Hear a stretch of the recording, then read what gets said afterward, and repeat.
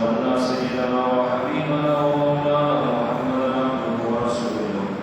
أما بعد فأعوذ بالله من الشيطان الرجيم بسم الله الرحمن الرحيم لن ينال الله لحومها ولا دماؤها ولكن يناله التقوى منكم صدق الله العظيم بلغ الله بكماله بشرا بلا بجماله حسنا جميع خصاله صلوا عليه وآله الله جل جلاله وعلا صدق الفضل لنا خير النبي صلى الله عليه وسلم علیہ السلام کا جناب بشر کے بعد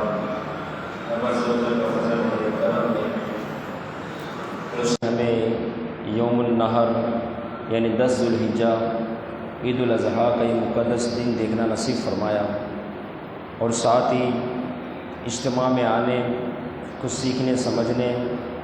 علم دین حاصل کرنے کا ہمیں ذہن عطا فرمائے، سوچ عطا فرمائے۔ اللہ تعالیٰ ہم سب کی حاضری اپنی بارگاہ میں قبول فرمائے، اور عید کی حقیقی خوشیاں ہم سب کو نصیب فرمائے۔ بالخصوص کہ اللہ تعالیٰ تمام کی قربانیوں کو اپنی بارگاہ میں قبول فرمائے۔ یقیناً سرکار علیہ الصلاۃ والسلام کی وجہ سے اس امت پر کتنا بڑا کرم ہے، کتنا بڑا فضل ہے کہ مال میرا رب عطا فرماتا ہے، اور پھر اس مال کو میرا رب حکم فرماتا ہے کہ میری راہ میں خرچ کرو۔ پھر ساتھ جب بندہ خرچ کرتا ہے تو پھر حکم دیا جاتا ہے کہ اب تمہیں ایک ایک بال کے بدلے جس جانور کی تم نے قربانی کی تمہیں ہم نیکی عطا فرمائیں گے۔ یعنی جانور اللہ کی راہ میں قربان ہو رہا ہے، مال رب نے ہی دیا اور اسی کا مال اس کی طرف لٹایا جا رہا ہے، لیکن عوض میں اللہ تعالیٰ ہر بال کے بدلے نیکی عطا فرما رہا ہے۔ قربانی کا فلسفہ، یقیناً قربانی قرب کا ذریعہ ہے، اللہ رب العزت کا قرب حاصل کرنے کا، اور ساتھ ہی ساتھ جب یہ قربانی لفظ آتا ہے تو اس صورت میں بندے کی توجہ قربان کی طرف بھی جاتی ہے، جیسے قرب اللہ کا قرب حاصل کرنا، لیکن ساتھ قربان کہ ہر اس شے کہ جس کا تعلق اللہ رب العزت کی یاد سے دور کرنے والا عمل ہو، ہر وہ شے، ہر وہ تعلق جو اللہ کی یاد سے غافل کرنے والا ہو،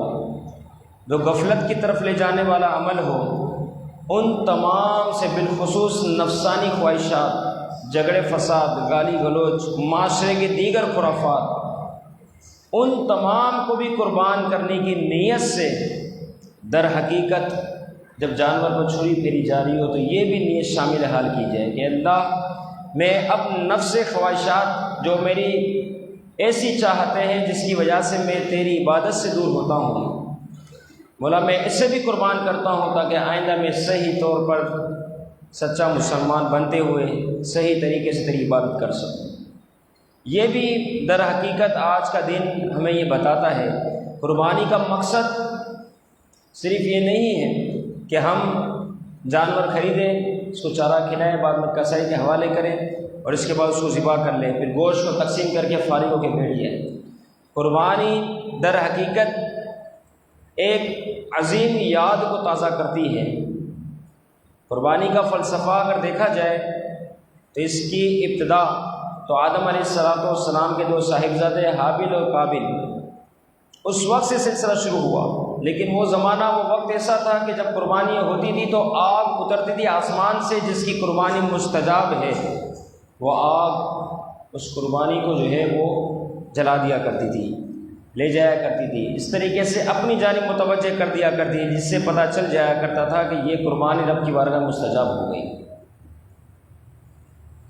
حابیل نے اور قابیل نے دونوں کا مشورہ ہوا، اب ان دونوں کے مابین یہ بات ٹھہری۔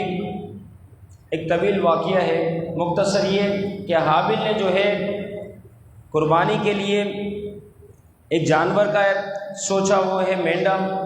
جبکہ قابیل نے اپنی طرف کا جو غلہ تھا جو کھیتی باڑی کی صورت میں حاصل ہوا، اس نے اس گٹری کو ایک جگہ جمع کیا، اب پھر ان دونوں نے رب کی بارگاہ میں سے پیش کیا۔ اب ہوا یہ کہ حابل کی قربانی اللہ رب العزت کی بارگاہ میں مستجاب ہوئی، اس کا مینڈا قبول ہوا، آسمان سے آ گئی اور اسے اس نے لے لیا۔ لیکن قابل چونکہ اس کی گٹھری، اس کا سامان، اس کا معاملہ اپنی جگہ پہ رہ گیا، تو فرمایا انما یتقبل اللہ من المتقین، فرمایا ایک کی قبول ہوئی اور ایک کی رد ہوئی، ان دونوں کے مابین کیا فرق ہے؟ فرمایا ان دونوں کے مابین فرق بالکل واضح ہے، وہ فرق یہ ہے کہ انما یتقبل اللہ من المتقین، میرا رب تو متقی حضرات سے ہی ان قربانیوں کو قبول فرماتا ہے۔ جس کا تقوی جس قدر اعلیٰ ہوگا، فرمایا اسی سے قربانی قبول کی جائے گی۔ جس کا دکھاوا ہے، جس کے اور معاملات ہے، فرمایا اس سے قربانی قبول نہیں۔ آدم علیہ السلام زمین پر تشریف فرما ہوئے، اللہ رب العزت کے خلیفہ مقرر ہوئے۔ اب اس کے بعد تمام جانور آدم علیہ السلام سے ملاقات کرنے کے لیے حاضر ہوئے۔ آدم علیہ السلام تمام سے ملاقات کرتے، دعائیں دیتے۔ اب اتنے میں ایک ہرن بھی آئی، اسے آپ نے اس کی پیٹھ پر ہاتھ پھیرا اور اسے دعائیں دی۔ اس کے بعد وہ ہرن یہاں سے رخصت ہوئی، دیگر جانوروں میں شامل ہوئی۔ دیگر جانور حیران ہو گئے کہ اس کی کمر سے تو کستوری کی خوشبو آ رہی ہے۔ ہرن کا جو نافہ ہوتا ہے، مشک جس میں خوشبو نکلتی ہے، تو وہ آ رہی ہے۔ دیگر جانور سارے پریشان ہوئے کہ ہم میں وہ خوشبو نہیں جو تجھ میں ہے، ہم بھی وہاں گئے، تو بھی وہاں گئے، لیکن کیا بات ہے کہ ہم تجھ میں خوشبو دیکھتے ہیں، خوشبو سونگتے ہیں، خوشبو پاتے ہیں، جبکہ ہم میں وہ عمل نہیں، ہم میں وہ معاملہ نہیں۔ تو ہرن کہتی ہے در حقیقت جب میں آدم علیہ السلام سے ملاقات کرنے گئی تو میں نے وہاں جب ملاقات کی، اور اس کے بعد آدم علیہ السلام نے اپنا دست رحمت وہ میری پیٹھ پر پھیرا، تو اس عمل کے صدقے اللہ نے میرے اندر خوشبو کو رکھ دیا۔ اب یہاں یہ معاملہ مکمل ہوا۔ اب دیگر جاندار تھے، جب انہوں نے یہ بات سنی، وہ کہنے لگے ہم بھی چلے جاتے ہیں۔ وہ دوبارہ آدم علیہ السلام کی بارگاہ میں حاضر ہوئے۔ اب وہاں پہنچنے کے بعد انہوں نے دوبارہ جو ان کی ملاقات تھی وہ ہوئی، پھر اسی نیت سے وہ موجود رہے۔ آدم علیہ السلام نے ان تمام کی پیٹھ پر بھی ہاتھ پھیرا، تمام جانداروں کی۔ اس کے بعد یہ جانداروں کی پیٹھ پر ہاتھ پھیرنے کے بعد یہ جانور جب وہاں سے رخصت ہوئے، ہرن کی طرف پہنچے، دوبارہ حیران، کوئی خوشبو نہیں۔ اب ہرن سے کہنے لگے یہ کیا بات ہوئی؟ اب تو ہاتھ بھی پھیر دیا آدم علیہ السلام نے، ہم نے ملاقات بھی کی، لیکن اس کے باوجود خوشبو نہ آئی۔ ہرن نے کہا تمہاری نیت اور میری نیت دونوں میں بہت فرق ہے۔ میرا جانا کس مقصد سے تھا؟ اللہ رب العزت کے جو خلیفہ ہے، اللہ رب العزت نے آدم علیہ السلام کی تخلیق فرمائی، میرا در حقیقت وہاں جانا نبی کی تعظیم کے لیے تھا، اور وہاں جانا مقصد صرف یہ تھا، لیکن تمہاری نیت میں فطور تھا کہ تم ابھی جب جس مقصد کے لیے گئے تھے، خوشبو کے لیے گئے تھے، تعظیم کے لیے نہ گئے تھے۔ تو لہٰذا اس نیت کی تبدیلی کی وجہ سے عمل تو تم نے بھی وہی کیا جو عمل میرے ساتھ ہوا، لیکن میرے اندر خوشبو کو رکھ دیا گیا۔ وجہ صرف یہ بنی کہ نیت میری اخلاص والی تھی، اور تمہاری نیت صرف یہ تھی کہ ہمیں خوشبو نصیب ہو جائے، تو لہٰذا تمہیں وہ چیز نصیب نہ ہوئی۔ اگر تم نبی کی تعظیم کرتے ہوئے جو حکم دیا اس طرح ملاقات کرتے، اللہ تمہیں بھی خوشبو سے مالا مال فرما دیتا۔ تو اصل اس بات سے یہ معاملہ سامنے آیا کہ رب کی رضا کے لیے کام ہو۔ اب گلی کے اندر 2 4 6 جانور کٹ رہے ہیں، ہمیں نہیں معلوم کس کی قربانی قبول ہوئی، لیکن اتنا عمل ضرور ہے کہ جو متقی ہے، پرہیزگار ہے، جس نے اللہ کی رضا کے لیے کیا، تو اس کا یہ عمل تو مستجاب ہے۔ اس میں تو رائے کے دانے کے برابر بھی شک نہیں کہ اس کا عمل یہ ضائع ہو گیا، نہیں، کیونکہ ہر بندہ اپنے اندر اخلاص کو جانتا ہے، ہر بندہ اپنے اندر یہ چیز جانتا ہے کہ میں نے کس نیت سے جانور کو قربان کیا۔ اگر یوں دیکھا جائے تو اس میں بھی کوئی شک نہیں کہ اگر بندہ جب قربانی کا جانور لینے گیا تو در حقیقت اس کی دل کی کیا کیفیت تھی اس کو پتہ ہے، اور ساتھ ہی ساتھ قبولیت کی دار و مدار بھی تو یہ دل کی کیفیت پر ہے کہ تمہارے اندر کی دل کی کیفیت کیا بن رہی ہے۔ فرمایا لن ینال اللہ لحومها ولا دماؤها ولکن ینال التقوی منکم، فرمایا ہرگز نہیں جانور کا گوشت، اس کا خون اللہ کی بارگاہ میں پہنچتا ہو، ہرگز نہیں۔ جانور تمہارے سامنے ہے، اس کا خون تمہارے سامنے ہے، اس کا گوشت تمہارے سامنے ہے، اس کی خال تمہارے سامنے ہے۔ اب رب کی بارگاہ میں کیا پہنچ رہا ہے؟ وَلَٰكِن يَنَالُ التَّقْوَىٰ مِنْكُمْ، فرمایا تمہارا تقویٰ رب کی بارگاہ میں پہنچتا ہے۔ تقویٰ والا عمل تمہارا کیا تھا؟ وہ کیا شان تھی، وہ کیا کیفیت تھی، کس نیت سے تم نے جو ہے اللہ رب العزت کی بارگاہ میں جانور کو ذبح کیا؟ تو میں اصل یہی چیز دیکھیے، اب گھر سے نکلے لوگ دیکھ رہے تھے بندہ جانور لینے جا رہا ہے، اسی طریقے سے مویشی منڈی پہنچے وہاں پر بھی لوگوں نے دیکھا، جب جانور خریدا وہاں پر بھی دیکھا گیا، گھر لائے تب بھی لوگ دیکھ رہے ہیں، دیکھ بھال ہو رہی ہے تب بھی لوگ دیکھ رہے ہیں، جب جانور کو ذبح کیا اس وقت بھی لوگ دیکھ رہے ہیں، یہاں تک کہ جب گوشت بانٹا اس وقت بھی لوگ دیکھ رہے ہیں، گوشت بن رہا تھا اس وقت بھی لوگ دیکھ رہے تھے۔ ہر عمل میں لوگوں کا عمل دخل ہے، ہر کام میں لوگوں کا معاملہ شامل حال ہے، لوگ دیکھ ہی رہے ہیں کہ بندہ کیا کر رہا ہے، بندہ کیا کر رہا ہے، بندہ کیا کر رہا ہے۔ تو فرمایا یہ تو ساری چیزیں لوگوں کے سامنے ہو گئی، پورا عمل ابتدا سے انتہا تک لوگوں نے در حقیقت دیکھ لیا، لیکن فرمایا کہ ایک عمل جو تمہارے پاس رہ گیا جہاں تک لوگوں کی رسائی نہیں، فرمایا وہ دل کی کیفیت ہے کہ دل کے اندر کیا شے موجود ہے، تمہارا دل کیا سوچ رہا ہے۔ اگر اللہ کی رضا شامل حال ہے، دل کی کیفیت یہ ہے کہ میں نے فقط رب کی رضا کے لیے کیا، تو یقیناً یہ جانور پھر رب کی بارگاہ میں مستجاب ہوگا۔ آپ دیکھیں قربانی کا فلسفہ سمجھیں، ابراہیم علیہ السلام نے کتنی بڑی عمر آپ کی ہوئی، بڑھاپے کی عمر ہو گئی، کمزوریاں آ گئی، دعا کرتے رہے اللہ مجھے فرزند بیٹا عطا فرما، اے اللہ بیٹا عطا فرما۔ پھر جب بیٹا دیا گیا اب اللہ رب العزت کی طرف سے حکم ہوا کہ اے ابراہیم علیہ السلام یہ تیرا بیٹا اسماعیل علیہ السلام ہے۔ اب کتنی محبت ہوگی، بڑھاپے کا سہارا ہے، آنکھوں کا سکون ہے، دل کا سرور ہے، اس بارے میں حکم ہوا کہ اے ابراہیم علیہ السلام اب اس بیٹے کو یعنی اسماعیل کو تجھے میری راہ میں قربان کرنا ہے۔ یہ در حقیقت وہ ایک واقعہ تھا، لیکن قیامت تک آنے والے مسلمانوں کے لیے یہ سمجھنے والی بات ہے کہ جس سے بندے کو بہت زیادہ محبت ہو، بہت زیادہ چاہت ہو، بہت زیادہ، فرمایا ایسی چیز اللہ رب العزت کی بارگاہ میں تم قربان کرو۔ لن تنالوا البر حتى تنفقوا مما تحبون، فرمایا تم اس وقت تک نیکی کو پا ہی نہیں سکتے جب تک تم اس چیز کو اللہ کی راہ میں قربان نہ کرو جس سے تم بے انتہا محبت کرتے ہو۔ فی زمانہ مال و متاع ہے، ہر ایک کو اس کی حاجت ہے، پھر اس کو خرچ کر کے بندہ جانور لاتا ہے جو کہ اللہ کی نشانی بھی ہے، وَالْبُدْنَ جَعَلْنَاهَا لَكُم مِّن شَعَائِرِ اللَّهِ، یہ اللہ کی نشانی ہے، پھر اس کو اللہ رب العزت کی بارگاہ میں قربان کیا جاتا ہے۔ تو اس چیز کو قربان کیا جائے جو اس کی مثل ہو کہ ابراہیم علیہ السلام کے سامنے اسماعیل علیہ السلام کی قربانی ہونے کو جا رہی ہے۔ بڑے لوگوں کی بڑی آزمائش ہوتی ہے، ہماری آپ کی کیا ہو، ان پیسوں سے جانور خریدے اور رب کی بارگاہ کو پیش کر دیا۔ تو فرمایا یہ ہے قربانی کا فلسفہ کہ محبوب ترین چیز اب رب کی بارگاہ میں پیش کرنی ہے، محبوب ترین چیز۔ تو فرمایا کہ جب اس طریقے سے معاملہ ہوا تو یقیناً اللہ کی رضا اگر شامل حال ہوئی تو یہ پھر قبول ہے، پھر یہ مستجاب ہے، پھر یہ مال و متاع ضائع نہیں بلکہ یہ اللہ رب العزت کی بارگاہ میں قبول ہونے کی وجہ سے محبوب علیہ السلام کا جو فرمان ہے کہ قربانی کا جانور جب ذبح کیا جاتا ہے تو اس وقت اس کا پہلا خون کا جو قطرہ ہوتا ہے زمین پر گرنے سے پہلے اللہ کی بارگاہ میں مستجاب ہو جاتا ہے۔ اور یہاں تک لکھا گیا، فرمایا یہ جانور جسے تم اپنے سامنے ذبح کر رہے ہو یہ کیا شے ہے؟ فرمایا یہ بروز محشر اپنے کھر، اپنے بالوں اور اپنے سینگوں کے ساتھ پل صراط کی تمہاری سواری بنے گا، یہ تمہیں پل صراط پار کرائے گا۔ اللہ نے اسے شان عطا فرمائی ہے، لیکن شرط وہی ہو جو محبوب علیہ السلام نے فرمایا، جس کا رب عز و جل نے قرآن مجید میں حکم دیا، قل اے محبوبہ فرما دیجئے ان صلاتی و نسکی و محیای و مماتی للہ فقط، ان صلاتی و نسکی، فرمایا میری نمازیں، میری قربانی، و محیای و مماتی، میرا زندہ ہونا اور میرا اس دنیا سے رخصت ہونا للہ، اللہ کے لیے، رب العالمین جو رب ہے تمام جہاں والوں کا۔ تو میں اصل فلسفہ یہ ہے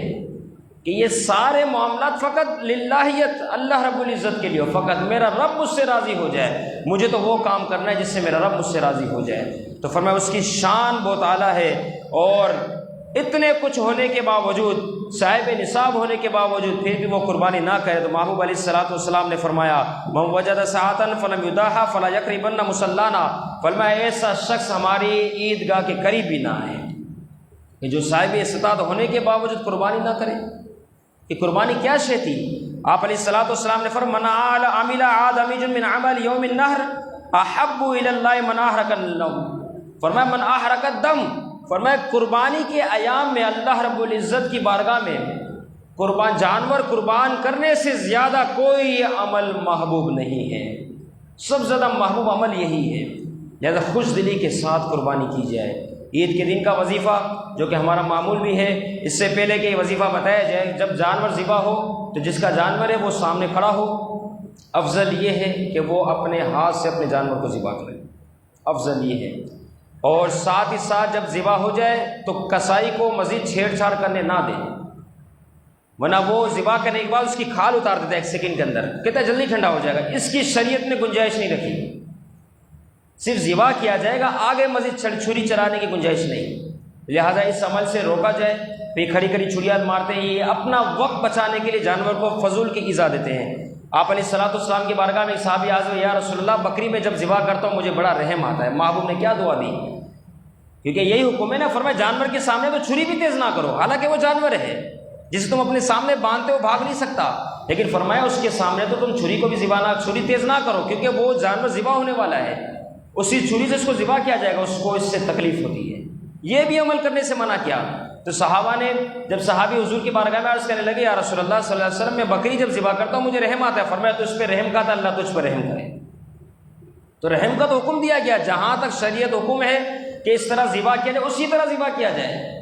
آگے چند روپیوں کی خاطر اپنے وقت کو بچانے کے لیے جانور کو فضول میں ایذا دینا، تکلیف دینا، کتنا بڑا گناہ، کتنا بڑا جرم۔ یہ سوچیں یہ قربانی کا جانور ہے، یہ قرب الی اللہ ہے، یہ اللہ رب العزت کی نشانی ہے، تم کس کے ساتھ مذاق کر رہے ہو، تم کس کو ایذا پہنچا رہے ہو، کس کو تکلیف دے رہے ہو، اتنا بڑا گناہ، اتنا بڑا جرم، قطعاً یہ کام نہ کرے۔ ذبح کیا اس کے بعد اس کو ٹھنڈا ہونے دیں، یہ تسلی ٹھنڈا ہو گیا، آپ مطمئن ہو گئے، اب بولے ہاں ٹھیک ہے اب کھا لوں گا، اس سے پہلے عمل نہ کرے۔ اس کے علاوہ یہ مسئلہ ذہن میں رکھے، قربانی کا گوشت غیر مسلموں کو نہیں دیا جاتا، کیونکہ قربانی عبادت ہے، بہترین عبادت ہے، جیسے آپ نے حدیث مبارکہ سنی کہ قربانی کے ایام میں خون بہانے سے زیادہ اللہ کو کوئی عمل محبوب نہیں، یہ قربانی عبادت ہے، غیر مسلموں کو گوشت دیا جا رہا ہے، ہمارا رشتہ دار ہے، پڑوسی ہے، جمعدار ہے، فلاں فلاں، شریعت میں اس کی کوئی گنجائش نہیں ہے، آپ اپنی طرف سے خرچی دے دو اس کو جو دینا ہے، یہ گوشت اس کو نہیں دیا جائے گا، گوشت یہ مسلمانوں میں تقسیم ہوگا، 3 حصے کیے جائے، ایک اپنے لیے رکھا جائے، ایک دوست و احباب کے لیے رکھا جائے، اور ایک رشتہ داروں میں تقسیم کیا جائے، جس کا جو حق ہے اس تک پہنچایا جائے، بالخصوص جن کے یہاں قربانی نہیں ہوتی ان کو تو جا کے پہنچایا جائے، اگرچہ ایک تھیلی بھر کے صحیح، جن کے یہاں ہو رہی ہے وہاں دینے کی حاجت نہیں، شغل میلہ نہ ہو کہ رشتہ دار ہے تو اس کو بھی دیا جائے، نہ اس کو صاف منع کرے، ہمارے یہاں بھی ہوتی ہے، آپ کے یہاں بھی ہوتی ہے، ٹھیک ہے کوئی بات نہیں، لہٰذا آپ بھی غریب فقراء کو تقسیم کریں، ہم بھی انہیں کو تقسیم کریں گے، اصل حق انہیں کا ہے، کہ جو قربانی کرنے والا ہے وہ تو پورا سال ہی گوشت کھاتا ہے، لیکن یہ ان کو حق ہے، ان کو حیثیت دی جائے۔ آج کے دن کا وظیفہ 300 مرتبہ سبحان اللہ و بحمدہ، 300 مرتبہ سبحان اللہ و بحمدہ، جو شخص اس وظیفے کو پہلی عید کے دن پڑھ لے، اللہ رب العزت اس پڑھنے والے چونکہ پڑھنے کے بعد اصالِ ثواب کیا جائے گا، تو فرمایا جو پڑھنے کے بعد 300 مرتبہ سبحان اللہ و بحمدہ پڑھے، صرف اتنا ہی وظیفہ، اور فرمایا اس کو اصالِ ثواب کرے، جتنے مرحومین تمام کی قبور میں اللہ تعالیٰ 1,000 انوار داخل فرمائے گا، اور جب پڑھنے والا خود مرے گا اللہ تعالیٰ اس کی قبر میں بھی 1,000 انوار داخل فرمائے گا، یعنی رخصت بعد میں ہو رہا ہے، پہلے اپنی قبر کو منور کر کے جا رہا ہے، لہٰذا آج کے دن اس وظیفے کو ضرور پڑھیں۔ عید کی نماز کا طریقہ سماعت فرما لیں، نیت کرتا ہوں میں 2 رکعت نماز عید الاضحیٰ 6 تکبیروں کے ساتھ، پیچھے سے امام کے اللہ اکبر، ثنا پڑھنے کے بعد 3 تکبیریں ہوگی، 2 تکبیروں کے بعد ہاتھ کو چھوڑ دینا ہے، تیسری تکبیر کے بعد ہاتھوں کو باندھنا ہے، کیونکہ قرات باقی ہے، قرات ہوگی، پھر امام قرات کرے گا، اس کے بعد اللہ اکبر و رکوع، اس طریقے سے 1 رکعت مکمل۔ دوسری رکعت میں سب سے پہلے قرات ہوگی، امام قرات کرے گا، قرات کرنے کے بعد 3 تکبیریں ہوگی، تینوں تکبیروں میں کانوں تک ہاتھ اٹھا کر ہاتھوں کو چھوڑ دینا ہے، چوتھی تکبیر رکوع کی ہوگی، اس میں رکوع میں جانا ہے، بقیہ نماز مکمل۔ نیت کرتا ہوں 2 رکعت نماز عید الاضحیٰ 6 تکبیروں کے ساتھ، پیچھے سے امام کے اللہ اکبر ہوا، اس کے بعد ثنا پڑھی گئی، ثنا پڑھنے کے بعد 3 تکبیریں ہوگی، 2 کے بعد 2 کو ہاتھ اٹھانا ہے، تیسری میں ہاتھ اٹھا کے